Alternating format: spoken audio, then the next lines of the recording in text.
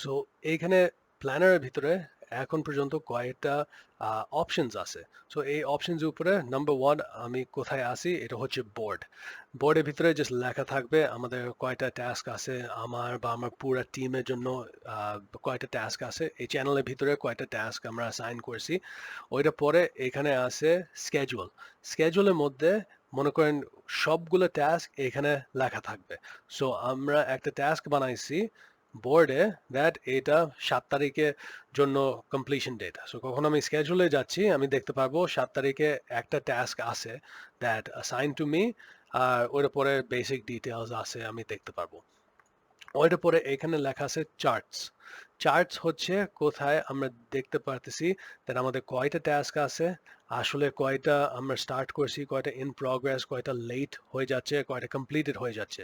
So কখন এখানে লেখা আছে আমার ওয়ান টাস্ক কমপ্লিট, মনে করেন আমি বোর্ডে ফেরত যাই, আমি এই টাস্কটি কমপ্লিট করে ফেলি। কখন আমি চার্টে যাচ্ছি, এখানে লেখা আছে আমার জিরো টাস্ক লেফট, বিকজ আমার সবগুলো টাস্ক কমপ্লিট হয়ে গেছে। আর ওইটা পরে আমরা দেখতে পারবো আমার এখন পর্যন্ত কয়টা টাস্ক কমপ্লিট হয়ে গেছে, যে শুধুমাত্র একটা প্রায়োরিটি। আমার সবগুলো টাস্ক ছিল শুধুমাত্র মিডিয়াম প্রায়োরিটি, আমার কোনো আর্জেন্ট ইম্পর্টেন্ট ছিল না।